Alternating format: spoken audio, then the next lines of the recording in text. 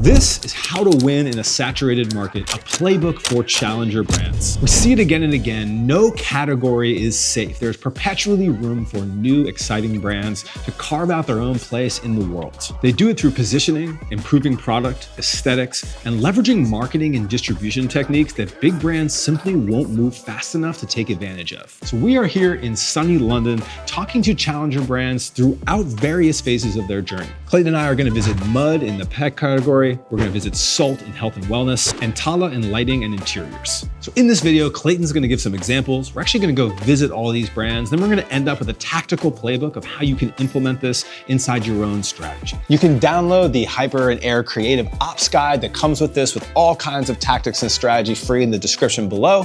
We're super excited to roll around London and talk to some of these brands. Let's lock in. So Clayton, you want to give us some examples of what's happening in the challenger brand world today? Yeah, one of the most common themes that we're seeing right now is this idea of disrupting the disruptor. And a brand like Graza has had the olive oil industry in a complete chokehold. They've made olive oil feel fun and playful and beautifully designed, but now we're seeing the script flip. Brands like Psych are going right after them, and they're not doing it by trying to out-Graza with product. Instead, they're flipping the script with this guerrilla-style marketing that no one would really expect, whether it's their wheat pasting campaigns in New York City or their collabs with Scar's Pizza in Copenhagen for Fashion Week. They're using their marketing and content to send a clear message that Graza is the old guard and that Psych is the new cool kid. I think the lesson here is that it's showing us just how quickly the cultural wheel turns and how even the disruptors can be disrupted. And it's a good example of where the opportunity lies, because big industry has barely begun to respond to Graza, but this new generation of brands understands what's happening, is already beginning to see areas in the market where they can grow into. But this isn't just happening in consumer goods, this is across all kinds of categories, right? Yeah, 100%. A brand like Fellow Products is another great example in the coffee industry. They make scales, they make kettles, they make coffee tumblers and mugs, and they're doing it in this sleek, minimally designed way, but they're upending a massive industry like coffee machines by doing so. What's interesting about their strategy? I mean, Fellow is a masterclass in taking something so ordinary like a kitchen staple and turning it into an obsession. They didn't just stop at making a kettle or a singular hero product. They're building an entire collection suite that you as the consumer would want to complete in your own home. And I think that's something that not a lot of legacy or old guard brands are doing right now. So you might start with the kettle, but you'll come back for the grinder or the scale or the travel mugs and tumblers. And I think it's a huge gap in the market that some of these older brands are missing out on, and Fellow's rightfully taking their place in that space. They're putting intention into every one of those products so that you know you're getting this modern experience that you can't get elsewhere. 100%. And that's true brand building. It's what sets them apart in a largely uninspired market right now. And it's great to think about all of these examples and show them on screen, but talking to some of these brands and seeing actually how they do it is really where the magic happens. Let's go out in London and meet some in real life. Let's do it. We are here in the reality of building a challenger brand. This is our friends at Mud. You want to give us a little background on you and how you started the business? Myself and my co-founder Angelina, we are both from the creative field, and we used to work in branding, in art direction, in photography. Almost 3 years ago, Angelina got Chester. Chester is the dog, the mascot for the brand, yeah. Dogs have 300 million receptors, and any scent is completely hell for them. We would like to find something that actually Chester would like to have. So here we actually have some of the packaging, have some of the of your baby live in the flesh. We understand that if you want to stand out from the competitors on the market, you need to find a solution that will look differently. Our aim was to make the less stressful experience for a dog. So we decided to make this push and pull cap, and actually we tested lots of bottles, and we really understand that this position is pretty convenient for a dog when you need to handle a dog with one hand and put when the dog's squirming, trying to get away, covered in water, and you're able to spray. And it's always stress for the dog too. And it doesn't quite come across when you just look at it, but yeah, it's a soft bottle, and so it's like it looks matte and it feels soft, so it's not like you're squeezing something cheap. It really feels premium. This is a funny scene that we made a thermochromatic print, which is disappear under hot water. water. You're seeing hundreds of products lined up next to each other. Having something that stands out just a little bit, even if it's a few degrees of difference, makes a huge difference to the consumer. There's some other things too. So this is a card individualized to the dog. Angelina actually, as a dog owner, she said that when you have something with the name of your dog on it, you will never throw it away.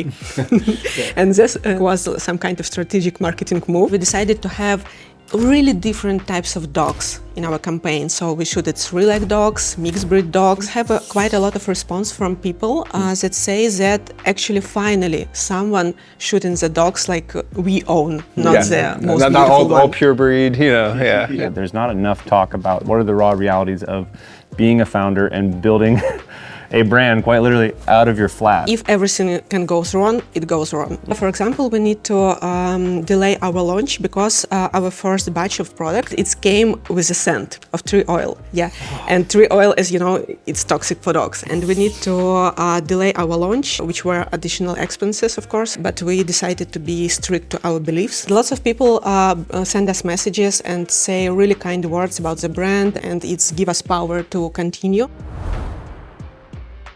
It doesn't bother his eyes. You can wash it out really easily. It smells nice, even though it's scent-free. He just smells like a puppy afterwards. He's going for the product right now. He's gone and got one of your samples also. Oh, here we go. No. I'm keeping this for myself. Henry, good to be with you. Thank you for joining us in the lovely Rose Gardens Regents Park. The first most important place for us to start with this conversation is understanding the brand lore of Sult. So Sult is a hydration brand, electrolytes. The whole sort of area and market in general is so polarizing. Very sort of male-dominated, very like performance-focused, whereas actually hydration goes much deeper. We basically try to democratize it to the everyday market. So people who like to go out, enjoy themselves, but also like to keep fit and healthy. We have numerous group chats on WhatsApp. Everyone's welcome at any stage. So they chose actually like the slogan, the trademarks, the boxes. They basically chose things to bring them on a journey to. We think that consumers like to understand who's behind the brand, why they're behind it, what's behind it, and how we sort of did that was basically show everything. So the goods, the bad. That's across Instagram, LinkedIn, TikTok. We look at LinkedIn as being really underrated for building brands, especially have you used it and kind of what's the strategy there? Honestly, I think it's the most like untapped channel. Like there is so much leverage on LinkedIn because I think the way I look at it is LinkedIn is Instagram 5 years ago. If you put any effort into LinkedIn, your content will pump. I use LinkedIn like Instagram, like a friend's, where I just say like, actually just say it how it is. You know, I don't try and be fancy. I'm not like an eloquent bloke. I just say it how it is. And I think people will find that quite refreshing. So What goes into actually making content for the brand? it's not really like a process at all. It's very much back and forth on WhatsApp. Should we do this? Are you free tomorrow? We like to take sort of inspiration from like old films, stuff like that. So we did one of Millie in the Bath, which was like The Big Short, Margot Robbie in the bath. That's for like the high-end stuff. And then for the day-to-day content, honestly, it sounds a bit arrogant, but we don't take inspo. We just do what we think's right. That's what's made it unique. You've done multiple drops, both have sold out. What led to the sellouts on each one? We had like a really strong like funnel of basically always trying to direct people to the email list. And we did it in a way that wasn't obvious or like selling. So it drove like a lot of signups. I mean, day one, we had over 10,000 signups with like 0 ad spend or anything. So I think people just buying into us and backing us as like the underdog. The drop method stopped very early on because we want to become a brand, not a sort of just a sellout product. You want a subscription model. You want to bring in recurring revenue. We'd love to go retail. We really would. Or what's that one thing in the back of your head where you're like, I really wish I could put time into this, we haven't been able to yet? All things influencer marketing. Influencers get basically mass exposure of the brand and I suppose actually some credibility too. Mindsets are shifting a little bit and you don't just look at the sort of what is cheaper, what's this. You look deeper into products and brands. What are things that you have learned over the past 12 to 18 months on this journey? The back and forth you have, the endless mood boards. Just honestly, the first thing to do is just fucking try it and launch the product. We launched and then you iterate a million times faster because you have to, you've got another option. And then the second thing is just be a sponge, adapt and learn at all opportunities. You know, you can't ever assume that you're the expert in the space. We're here in the beautiful Tala showroom. We're gonna talk a little bit about their brand, their history. So we're a British designer lighting brand. At the core of it, we bring 3 things together. So it's design, technology, and sustainability. The consumer problem at the time was just how ugly the energy efficient designs were like. We all probably remember the first iterations of those. They were like really bulky, plasticky, like metals, like People didn't want them in their spaces. The kind of harsh light they would give off was this big pain point in the market. And that's kind of how we formed. Josh, super curious about the upcoming launch you have, Wake. Maybe we'll describe a little bit about the launch itself. Wake was designed in collaboration with Thomas Heatherwick. They're working with us on producing a designer sleep lamp. We're inside the space now as you guys are prepping. You have a whole experience coming together downstairs. We have this really interesting newsletter that's a big part of the launch. How does something like this come together? The idea for it was we wanted someone to be kind of reading about the launch in bed. We're in the sleep world. And off your phone. Yeah, off your phone with something in your hands. We've tried to be more education-led with it. You're getting people interested in the product, in the brand as a byproduct of being educated on why they should care about this product in the first place. Definitely. We try and bring that into lots of our product launches, but this one it's amplified because we're really in the science of sleep space. So we've got like a screening room downstairs, and we just kind of wanted to be a bit more film-led on this launch because there's so much story behind the development. We like to think, what are brands doing in a completely different vertical? So we try and look at what's going on in the fashion world, what might be going on in like, you know, a really cool fragrance brand or something. What's the relationship like to be able to say like, hey, here's how we want you to present the product? When we work with influencers or interior designers, we're trying to break out into like what their aesthetic locally is looking like. And then you've got 10 years in building this brand. Any of the things that have come up that you're like, if I was starting this again, I would totally want to make sure I know this or avoid this thing that happened? God, so much. I think getting the like spine of the organization really set up. All the like semi-boring stuff that's so important. Hiring slowly is a big one. So you end up building a really strong team. What's that vision for the future look like? Our goal really is to be the definitive zero carbon lighting brand. And with those kind of restrictions on sustainability, they can be quite like useful thresholds to push against. Appreciate you showing us around the showroom, talking through all this. I think we'll walk around and take a look at some of the actual amazing products we have in here. Yeah, let's do it.